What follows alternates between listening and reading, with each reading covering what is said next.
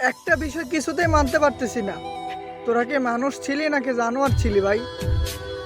তোরা যে একটা মানুষকে এভাবে মেরে ফেললি, একটা মানুষের খাওয়া দাওয়া পিঠে এভাবে মেরে ফেললি, একটা মানুষের জীবন কি এতটাই অমূল্যহীন তোদের কাছে?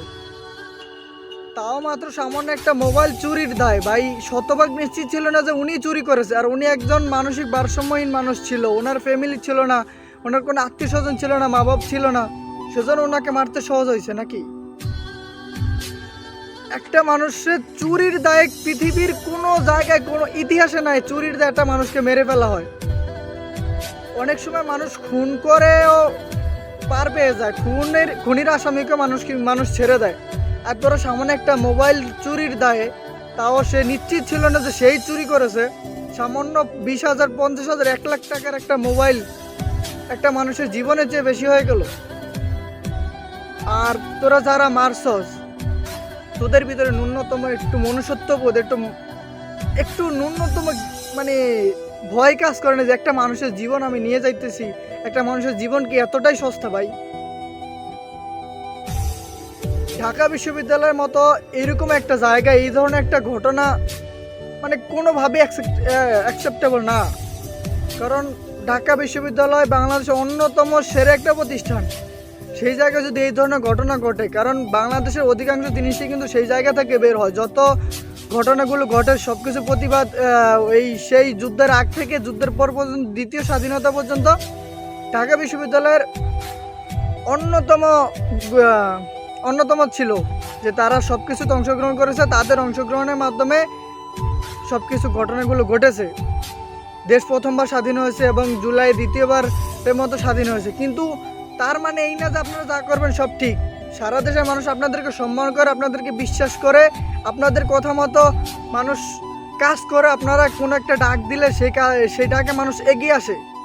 কিন্তু তার মানে যে আপনারা একটা মানুষকে মেরে ফেলবেন, সেটাকে সাপোর্ট করবে, এরকম জিনিসটা তো না। আর যার মোবাইল চুরি হয়েছে তাকে সাংবাদিক প্রশ্ন করেছিল যে আপনারা এরকম একটা কাজ করেছেন, আপনারা কেন করলেন? সে তখন উত্তরে বলে যে আবেগের বশে করে ফেলেছি।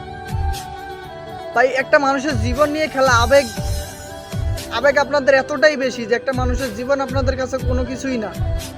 এখন যদি আপনাদেরকে কেউ এইরকম অবস্থা করে তখন কেমন লাগবে? মানুষকে সম্মান দিতে শিখেন, মানুষের জীবনের মূল্য দিতে শিখেন, বুঝছেন? আপনাদেরকে সবাই সম্মান করে, বিশ্বাস করে, তার মানে এই না যে আপনারা যাই আকাম কুকাম করবেন সবই মানুষ সাপোর্ট করবে। কারণ খারাপ জিনিসকে খারাপ বলতে হবে, ভালো জিনিসকে ভালো বলতে হবে। এইরকম একটা জায়গায় যদি এই ধরনের ঘটনাগুলো ঘটে তাহলে এটা ভালো জিনিসের লক্ষণ না। আর এই ধরনের জিনিসের প্রতিবাদ খুব দ্রুত করতে হবে। তবে হ্যাঁ, একটা জিনিস দেখেছি যে এই ঘটনার পর থেকে ওই ঢাকা বিশ্ববিদ্যালয়ে রাজনীতি বন্ধ করে দেওয়া হয়েছে। আমি চাই না যে এটা আর চালু হোক, কারণ এই রাজনীতির কারণেই কিন্তু এই দেশটার ভিতরে এই সব জায়গায় এই ধরনের ঘটনাগুলো ঘটতেছে। আর যারা এই ঘটনাগুলো করেছে তারা ছাত্রলীগের কর্মী ছিল। ওই কথাই আছে না, সব কিছু চলে গেল কিন্তু স্বভাবটা যায় নাই। তাদের বড় বড় নেতাকর্মী সব পালাইছে, কিন্তু পাতি নেতারা, চামচিকারা, সিঙ্গারা, আলু খাওয়ার সেই গোলামগুলো কিন্তু রয়ে গেছে। তারাই প্রতিনিয়ত চেষ্টা করতেছে এই আগস্টের 5 তারিখ থেকে এখনো পর্যন্ত প্রতিনিয়ত প্রতিটা মিনিটে প্রতিটা সেকেন্ডে তারা চেষ্টা করতেছে দেশটার ভিতরে কিভাবে অস্থির পরিবেশ তৈরি করা যায়, কিভাবে দেশের সমস্যা তৈরি করা যায়। একটা পর একটা ঘটনা তারা কিন্তু ঘটাইতেছে, একটা পর একটা ঘটনার পিছনে কিন্তু তার হাত আছে।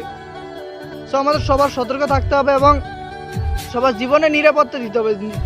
হোক সে মানসিক ভারসাম্যহীন, হোক সে ভালো মানুষ, হোক সে কোনো বড় কোনো কর্মকর্তা, সবার জীবনে একটা নিরাপত্তা থাকতে হবে। তো